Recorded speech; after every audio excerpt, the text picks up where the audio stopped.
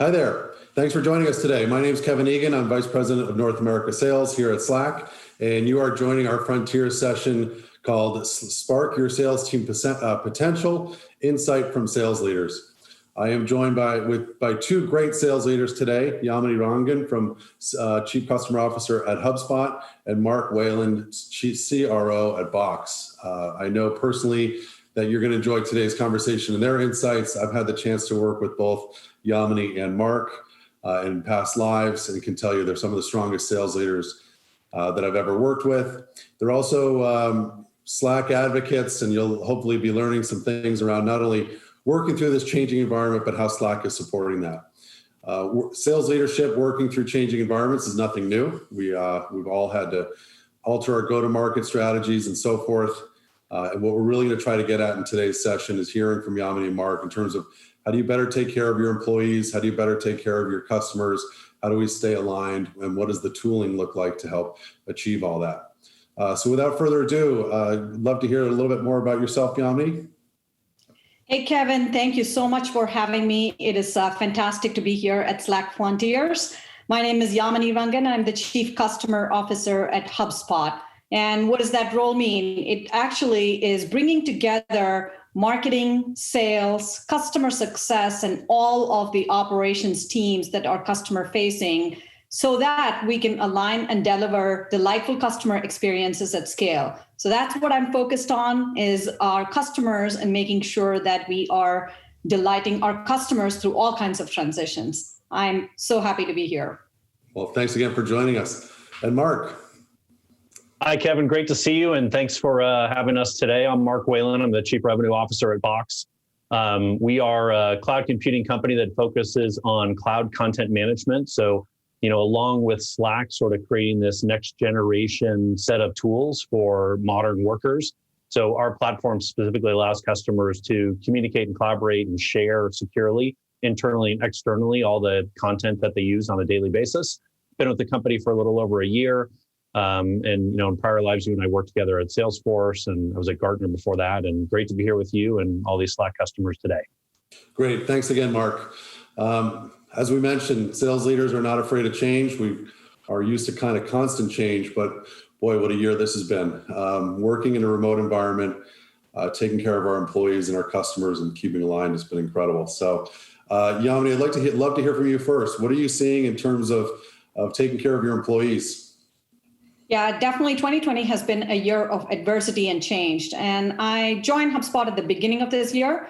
And for those of you who don't know HubSpot, we are a CRM platform for small and medium businesses. We deliver solutions that are marketing, sales, customer success, and CMS related.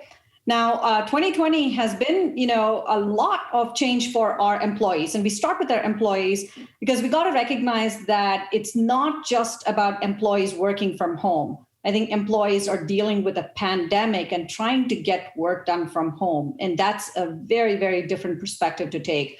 The way we have really approached that to keep the morale high, first of all, start with where they are. When the pandemic started in March and April, it was a lot about uncertainty in terms of their jobs, uncertainty in terms of their lives, uncertainty in terms of their quotas, their day-to-day. And so we started there, and we spent a lot of time making sure that we provided as much clarity as possible. That meant that we typically have monthly AMAs with the management team, which is like Ask Me Anything. We shifted that to weekly AMAs. So we were communicating constantly. We were spending hours every week in front of our employees to make sure that they were certain. The second part of it was really to support them through all of the changes. Everybody started working from home, and some of them were parents. And so we provided a number of different ways in which to support our teams, including jazz classes, health classes, classes to help parents, provide some kind of levity in the day for their children and so on. And so I think that was the second part. And then the third is inspiring. I think you really do need to, especially running a sales organization, you got to think about how do you continue to inspire? And we changed a number of different things from, the huddle being around the office to the virtual huddle, to virtual coffee breaks, to having daily stand-ups in the morning and the evening, all virtually, so that we can still maintain that proximity as a team, and we could inspire ourselves as well as the team. And so a lot of different changes. I won't say that everything has gone well, but we have certainly been there every single day for our employees so that they can continue to, contribute and be productive. Yeah, that's an interesting point that you make, is the idea that it felt like in the first few weeks of this, we were kind of running on adrenaline, but the idea of maintaining that motivation, that engagement is just critical. Absolutely. Thanks for that. Hey, Mark, what are you seeing at Box? A lot of similar things to what Yamini shared. At the start of the pandemic, we got together as a leadership team to talk about what would really be our North Star through this thing. And as we're a technology that really helps with remote work, we sort of suspected that we would get a little bit of a bump from it, but that really became sort of the third priority for us. The real number one priority was the health and mental wellness of our Boxers, our fellow employees. And then secondly was, how can we help our customers through this pandemic? We have, really kind of two cohorts of customers in a way, a number that are years and years into their cloud journey, and they've made these investments over the last 3 to 5 years, and they've fared fairly well as they've shifted all their employees home. But then we had a whole lot of other customers and prospects that either had a small departmental deployment of Box, or were just evaluating Box and other cloud technologies for the first time. And how could we really make it easy for them to get online with us and quickly? And then in terms of, the health and wellness of the employees, to echo Yamini's comments, it's really around culture and inspiration and transparency. And so the company's 15 years old, and we have an all-company lunch every Friday, and those immediately flipped to virtual, and they went heavy on AMAs and less on PowerPoint slides and updates on what's going on in the business, just to make sure that our employees around the world felt like they had a voice to understand what's going on. And then we also put a number of programs in place in terms of stipends for work-at-home technologies, support for parents and whatnot. We really have, because we sell from small business to large enterprise in the sales organization, we have people that are with us in their first job out of university and maybe living in a studio apartment in New York City, which is a very challenging environment. If you're an extrovert in a studio in New York City, you move to New York to be out and about and to be social. And that's a very isolating feeling, being stuck in that studio for months on end. And a bunch of those people moved home with their parents. And on the other end, we have parents that have maybe young kids, 2 working parents with 5 to 10-year-old kids that are home doing school over video. So significant challenges. And we had to exhibit a lot of flexibility and a lot of support for our people, and no matter what stage of their careers they're in. Right. Yeah. The spectrum of kind of circumstances that we see as leaders has been pretty incredible. And to kind of be empathetic and provide support to each and every one of those scenarios is important. Absolutely. I'd love to hear, Mark. And so that's a little bit on how we're taking care of our employees, and it's very insightful there. How about customers? What are you seeing in terms of remote work is changing the dynamic of customer engagement? What is your team seeing there?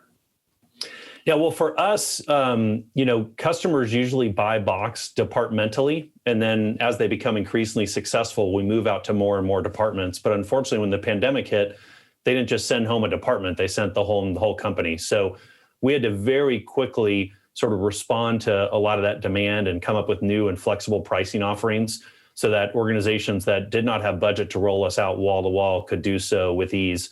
So we definitely saw a lot of that.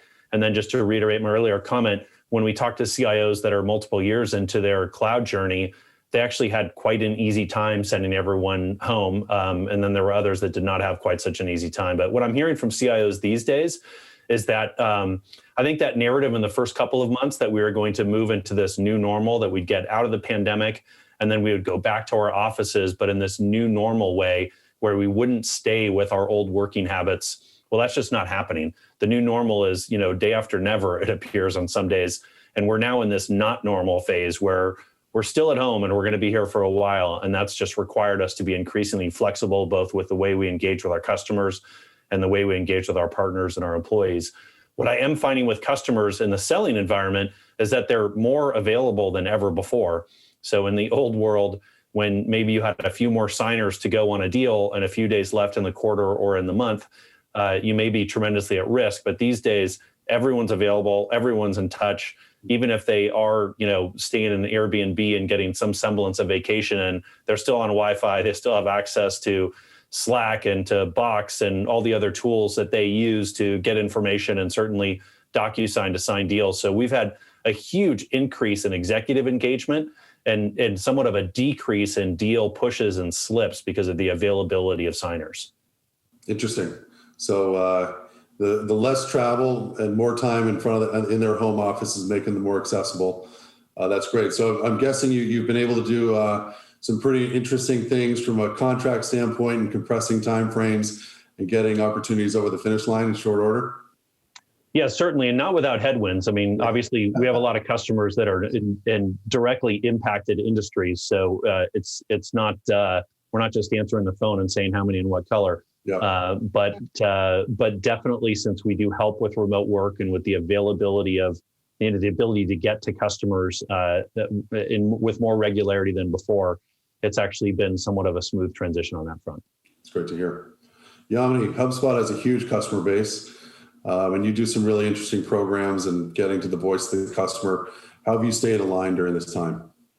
Yeah, I mean, a lot of things that Mark, has said resonates deeply with us as well. I think at HubSpot, we start with one first principle, which is solve for the customer. Mm-hmm. So again, when March and April happened, I think we started with how can we stick through with our customers during the worst of their time so that they can choose to be with us in the years to come. So that's how we approached it. And in March and April, we put a number of customer plays really quickly. We had daily stand-up meetings with the management team. We shipped some decisions in the first 2 weeks to help our customers, things like payment flexibility, things like really looking at what they were using and helping them, provide discounts. We created a customer relief fund for a lot of our customers.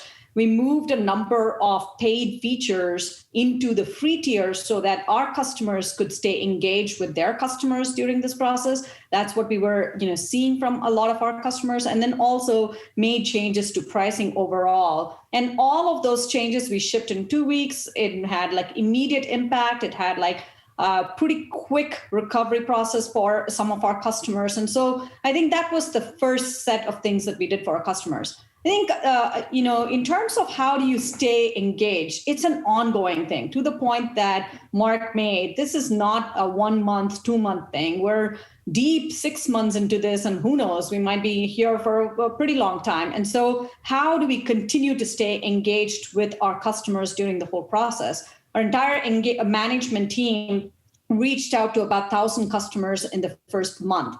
And this was just to share what we were doing for them, but also to make sure that we were, there in case they needed to reach to someone immediately. We then did a whole bunch of programs in terms of education. The business that we are in, we're helping small and medium businesses go online.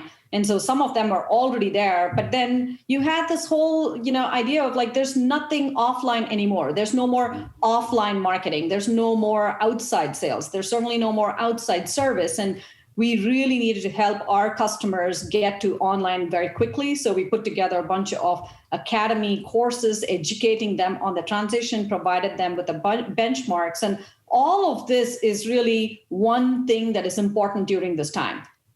Now, helping is really the new selling. It's not just about selling. It's really helping our customers is the new selling. And so I think a lot of our programs have been, how can we help our customers during this time? And I think that's what we have been focused on, Kevin. Yep. Interesting. Well, it is, what our CEO, Stuart, says, add value before you extract any value, right? First and foremost. So I love that. Helping is new selling. Another interesting point is you talk about 3 companies, Slack, Box, and HubSpot. And in the pre-COVID days, you would think pricing and packaging decisions those decisions, a lot went into them. They take a long time. They're fairly incremental. But it was interesting to see how rapidly all 3 companies moved on their pricing, on their terms, to make sure that they took care of the customer first. That was inspiring to see, I know, in my own experience. With the way our Slack's finance team kind of turned around and met our customers' needs there. And it's one of those things. This is all 3 of these companies are taking the long view, and we got to help our customers now, and in hopes that they're with us decades to follow. So it's great stuff. Yamini, so these are some positives, and these are some ways of overcoming the challenges. What you mentioned something that, you haven't, not everything's working, or what are the bigger challenges that you're seeing? What are the things that you're still kind of getting your arms around? I would say that we've kind of gone through a couple of different phases. In March and April, it was about helping our customers get to, having an online presence and moving there. And that was a bit of an adjustment. It was not such a big adjustment internally because we are primarily more of an inside sales organization. So we had all of the setup necessary to transition. I think, what has happened, and I'm sure, Mark, you could talk about this as well. In June and July was like, okay, now we got to do something. We got to do something immediately. We got to start making the changes in order for us to sustain in this new normal or new abnormal, however you want to look at it. And so it accelerated a number of decisions, like Mark said, for a lot of our customers. And so helping them through all of that transition. I think part of that is how do we stay engaged with our customers? How do we make sure that we are selling with empathy? You want to be able to meet customers where they are. Some of them are actually going out of business. If you are in any of the impacted industries, you're going out of business. But then some of them are like, this is the only hope for them to thrive and survive is really going, digital. And so I think for us, it was getting clear playbooks and really helping our sales teams as well as the customer success teams to identify where customers are in their journey with COVID and then be able to, provide that. You don't want to say something at a time like this where people are already sensitive. Yeah. The other part of it is supporting our sales team. And we have all kind of gone through ups and downs, 10 times over this year. Where are they in that process? And how do we provide help, to make sure that it's a marathon that we're running, not a sprint that we're running? So just a bunch of ups and downs, both dealing with customers as well as motivating the sales organization. Yep. That's definitely been my experience as well. It's coming in waves, so to speak. Yep. And Mark, how about yourself? How do you keep your team aligned on the kind of the top three, so to speak, and keep everybody heading in the same direction? Yeah, well, I think first of all, to the earlier comments on just communication and transparency, that's a very important part of it to keep everyone kind of locked in on the goal at hand. But in terms of immediate response to the pandemic, all of these digital transformation initiatives that we've been talking about for a couple of years, they came to kind of a screeching halt right as we were hit in the face with the pandemic in favor of responding to it in sort of crisis mode. But organizations around the world, in our experience, responded fairly quickly. And then they, I think many people thought we'd be back at work in May or in June. And then as you get into the summer months and you realize, oh, well, that's not happening anytime soon. We're now just in this state where we're going to be here for a while. And so what we're seeing now in the market is that IT organizations are really starting to talk about those digital transformation initiatives again, because they've made the remote work investments and everyone's at home and their productivity levels are fairly high. And it appears to me, especially if you're a public company, that the market sort of lets you get away with talking about financial results and the impact from the pandemic kind of one time, maybe for one quarter. But after that, the markets and the investors don't care anymore, and businesses need to get back to work. They need to start investing. They need to refocus on those transformation initiatives. So we're now having more conversations about digital transformation and less about remote work because that's all been sort of addressed. And I think that's where we're seeing most of the customer conversations going these days. That's great.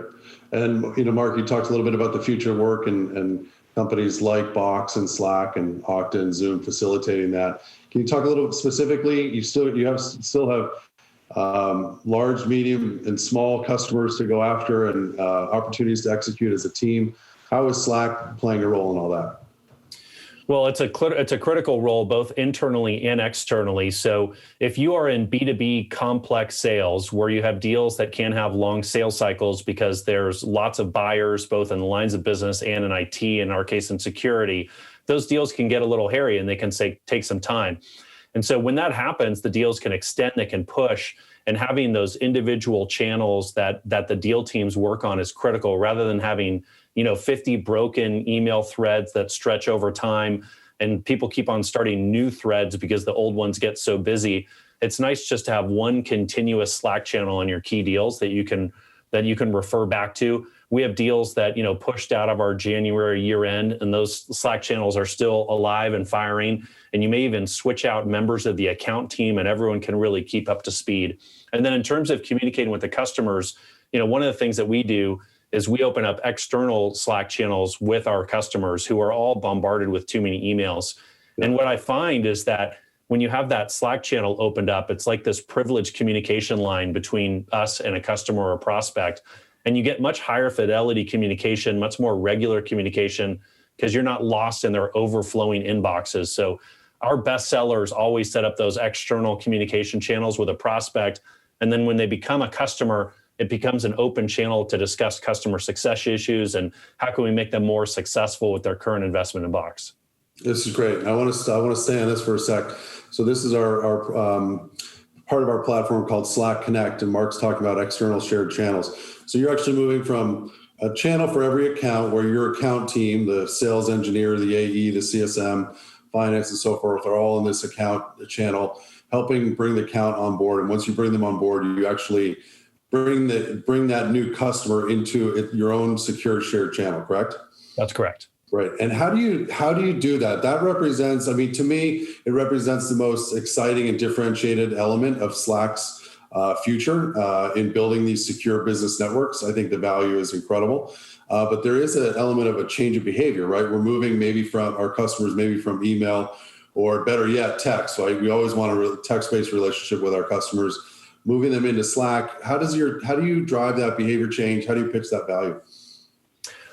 Well, first of all, I think it helps if the customer's on Slack, because then it's not a communication vehicle that they're unfamiliar with. But if they are a Slack customer, then it's like 100% acceptance rates. They're naturally going to gravitate to that communication mode. And I do agree that it's sort of like, 5 and 10 years ago, I used to ask my teams all the time if they had an open text channel with a customer, because I felt at that time that was a good litmus check. If we had good open communication with the customer, and generally you can get, more rapid response, more clear information back and forth from a buyer when you have that text relationship. And it sort of can get through the borders of time in terms of evening communication, early in the morning communication. And we're now finding that maybe those external Slack channels are kind of the same thing, where you can have your account team and the decision team, or once they become a customer, the team that's responsible for managing the relationship with us from a day-to-day standpoint, we can have really high fidelity communication and keep everyone on the same page. So generally speaking, if they're a Slack shop, then they're going to want to do it. And otherwise, it may be a good invitation into the Slack world for them. Yeah, that's great. Yeah, and I think it's slightly more professional almost than texting. Hopefully you have that text-based relationship, but it is nice to move it into a more professional environment with the same kind of ease and fluidity that text Agreed. presents. So, Absolutely. Yamini, as I mentioned, you have a huge customer base, and you're pulling a lot from that customer base to inform your product decisions, your support decisions. How is Slack playing a role in that? Look, I will tell you that if any of us had to be a power user of Slack before, we are like super powered Slack users right now. Mm-hmm. And it's, Slack has replaced a lot of things. It certainly replaced the text-based relationship like Mark was talking about. Mm-hmm. For me, it has like replaced the, dropping in someone's cube and saying hello, dropping in, an evening, cocktail and saying hello. It's replaced a lot of those things because it is, probably one of the more personal things that you can do. So I'll say that internally, this is the way we're running the business, right? We are running the business, from a sales and the entire flywheel. We call the marketing, sales, and customer success organization the flywheel organization. That's the way we run the business. Our QBRs now obviously are all on Zoom, but our entire QBR conversation happens on Slack. So as someone is presenting, this is a way for 40, 50 people to be engaged and share their insights and share their opinion, make decisions, ship decisions. All of those things happen in Slack. And then I think, again, from a customer perspective, this is also, if you are able to exchange and they're also on Slack, then it becomes like a very easy way to exchange information. There are a number of deals, the way you track it, and you kind of like exchange information on what you need towards the last couple of days of the month or the quarter to close and keep an ongoing dialogue with those customers. All of that happens on Slack. So I think it's a really powerful, combination of having a great video conferencing, a great, communication tool that helps us not just, move from the world that we were living in to the virtual world, but be exceptionally productive in this world. Right. Yeah, it's been quite an accelerator for this type of platform, and it's interesting. So it's almost like your virtual sales floor. It sounds like you're talking about touching base with, whether it be checking in on accounts or touching base with people, seeing how they're doing. It's almost like this is the new way to walk the floor. Absolutely, and I do it all the time. I'm like, and sometimes it's okay. It's like you're like, how are you doing? How are things going? And all the way to, hey, congratulations, you closed that great deal, and it keeps that personal connection going, and it's been incredible in keeping us connected as an organization. That's great. So for those watching, I think if you're new to Slack as a sales tool, you're getting the sense we're using channels to swarm accounts and pull in resources across the company. And then we're using external shared channels to bring the customer into the conversation. A lot of you are using HubSpot CRM, or you're using Salesforce.com or something of the like. There's an interesting intersection. I worked at Salesforce for 10 years, so and I know Chatter. I use Chatter a lot. I think there's an interest out there of like, where does Salesforce or HubSpot or the system of record end, and where does Slack pick up? I'd love to hear your perspective on that, Mark. Yeah, so Kevin, we were both there for 10 years, and in my time there, I was a big user, like a power user of Chatter, and gave hundreds and hundreds of demos on how sales leaders can use Chatter. And then when I left, I went to a security company that was heavily invested in Slack. So because Slack was already in that environment, I had to learn how to use it. And what I found, and it's really just about, the UI and the speed and simplicity of Slack, and the mobile app is excellent, that when I was using Chatter, I definitely had to pull people into the channels. And, I might chatter on an opportunity or something like that, and people would get an email alert, and then they were getting too many email alerts. They were turning off the email alerts. It was constantly like a little bit of a pushing rope to get the people into those communication groups where I wanted them to collaborate. And we had a decent amount of success, doing so, as, we were kind of drinking our own champagne. But what I find with Slack is I don't have to do any of that kind of pushing and pulling. It is the place where our team communicates and collaborates, not just in sales, but our customer success managers, our marketing team, our product and engineering team, and our people team. The whole company is in Slack. So it really doesn't matter what the topic is, what it is that we're talking about, if it's internally or externally. It's a natural place to go to communicate with people and get really, high fidelity communication, and at a rapid response rate that I really struggled with, even when I was at the company that made the tool. Interesting. And Yamini, how about yourself? Where does your kind of CRM and customer record intersect with Slack?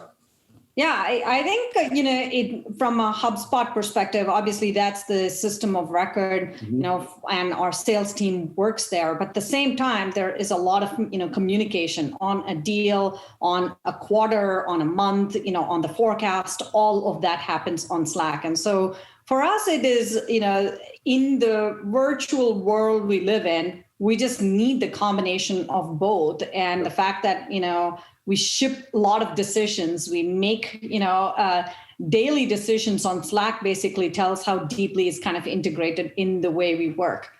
So they both are, absolutely essential. And it's made the move to the world that we live in a little bit easier, for sure. Good. Yeah, here at Slack, we're a Salesforce shop, and we're disciplined about it and have a really strong implementation of Salesforce.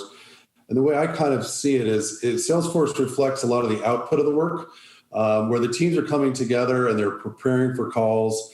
They're working on their decks in Google Docs. They're pulling in resources from engineering or from marketing.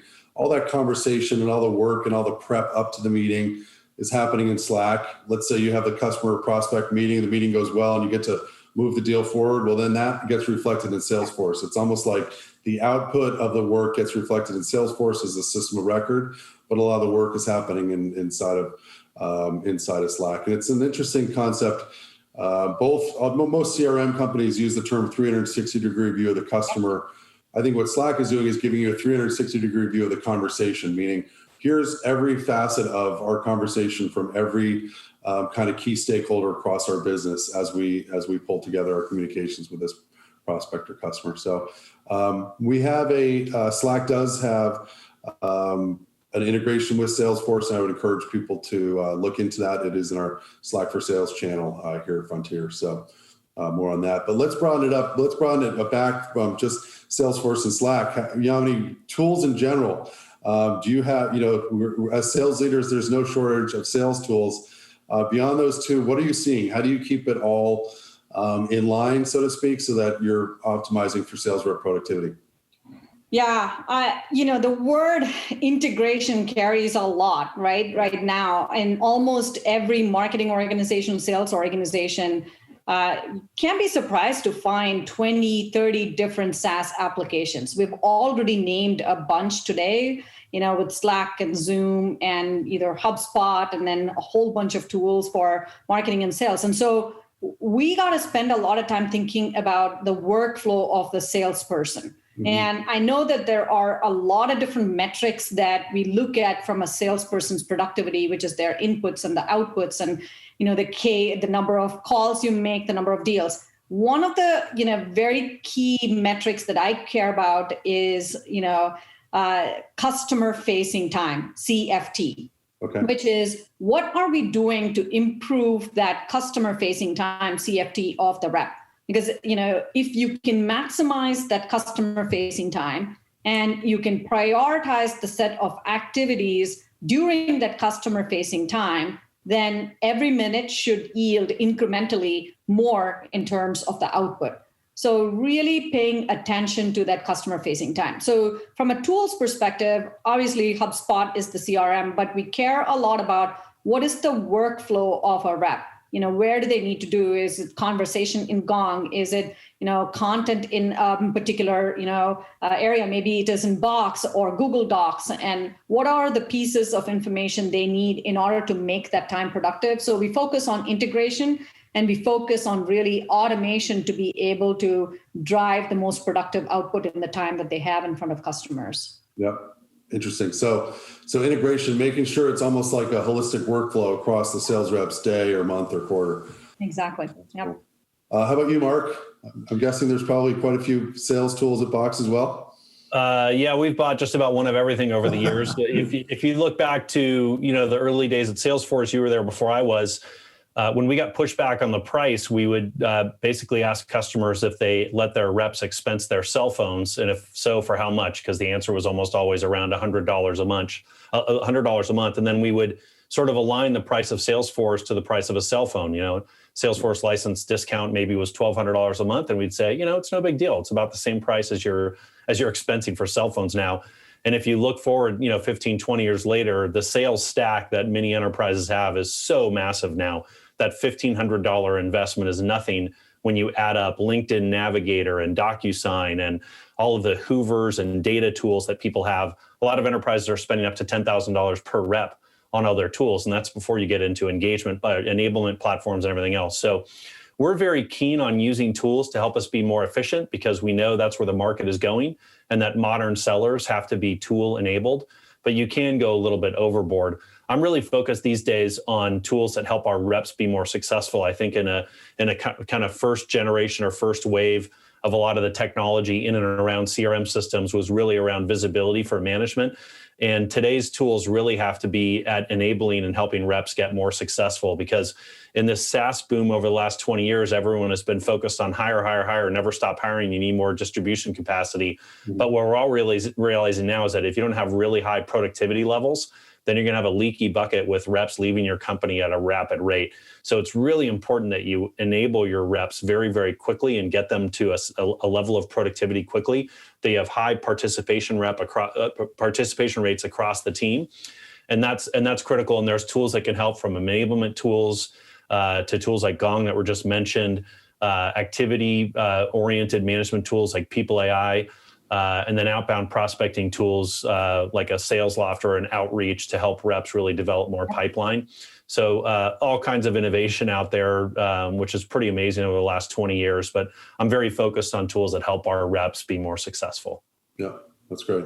Yeah, I think we a lot of those names Slack is a customer of, and I think it's imperative for us as leaders to say, okay, what we choose, we have to back. Like this is not a place for too much sprawl because you will have folks just kind of looking over their shoulder saying, should I be using this or that? And it just causes confusion and it takes away from that customer facing time. It takes away from ease of prioritization.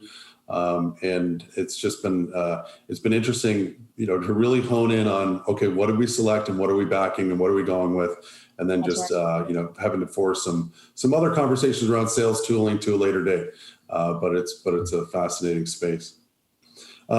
Another one, Mark, I'd love to just touch on, and because as I want to kind of spawn some questions for Q&A, is to just let people know, we talked about Slack Connect as a way for Box to connect directly with our customers. I do want to let folks know that we're also, we're partners, Slack and Box and Slack and HubSpot, and we've created shared channels between our sales teams and our account executives. Let's say they, have a new lead at Coca-Cola. Our account executives can go into a shared workspace or shared channel and connect with each other. So you have an AE at Slack reaching out saying, can I be connected with the account executive at Coca-Cola? And the two can meet in that channel and share, share notes, strategize, and what have you. So it's not just Box to customer, but it's also Box to partner. Can you touch on that a little bit, Mark? Yeah, it's a really important initiative that we have between our companies where our reps, we're all trying to sell to the same organizations around the world, and organizations that sort of from a cultural standpoint are likely to buy a Slack and an Okta and a Zoom are also very likely to buy Box. So we definitely want to team together, and that's really one of the big bases of the partnerships. And in the old world, those would just be dead end communication channels on email, and I would email someone at Slack and say, hey, could you tell me who the rep is on XYZ account? And maybe I'd hear back, maybe I wouldn't. But now our global account teams around the world are communicating and collaborating. Of course, they're staying true to confidentiality agreements with our customers, but they're teaming together to help each other and help our customers in a combined fashion be more successful. Yeah, that's great. So we'd be happy to take some questions on that as well. Yamini, Mark just talked a little bit about email being a dead end. How are you finding the transition from email to Slack? Oh, I love it. I personally love it. The whole company loves it. I think, I used to be kind of really maniacal about managing a zero inbox and email. I remember now, it well. I kind of don't care, I kind of don't care about that as much. It is much more about the just-in-time communication from a Slack perspective. And it's, like I said, it's really changed our QBRs. It's really changed, decision-making. We, as most of us, have probably done this year, we moved a number of management offsites to management virtual sites, right? Mm-hmm. And we thought, wow, this is going to be different because we're not going to feel like we're all in this together. And we had some very large ones. I had like our entire Flywheel staff, all of the leaders within that, about 90 people. We participated a lot more on Slack. All of the feedback was on Slack, and we were just able to get to consensus on Slack. And so I think that has definitely changed. And, I don't care as much about email, which is fantastic as well. Very good. Music to our ears. It's good. Well, we're just about time. And before we go to Q&A, and I want to again thank Yamini and Mark for their insights. It's been a pleasure to be speaking with you guys today. I think as I'm listening to the two of them, I'm thinking about a few things. One is we got to take care of our employees first. These are difficult times. There's a spectrum of needs that our employees are facing. And it really comes down to employees first. And then secondly, when it comes to customers, when we look at our markets, how do we connect with our customers and stay close to them in new ways, whether it be through shared channels or, as Yamini said, the executive call down list. And then lastly, as we're helping each other be more efficient, how is Slack helping us do that, both internally and externally with our customers? And then where does Slack fit into the overall tooling so that, again, we keep it really crisp for our account executives and we optimize, as Yamini called it, CFT, customer facing time. That's what it's all about. So I want to thank you again. I encourage folks that have participated to go to the Slack for Sales channel in the Frontier portal. We have a lot more content for sales leaders there. And thank you for your time. We will see you on the Q&A.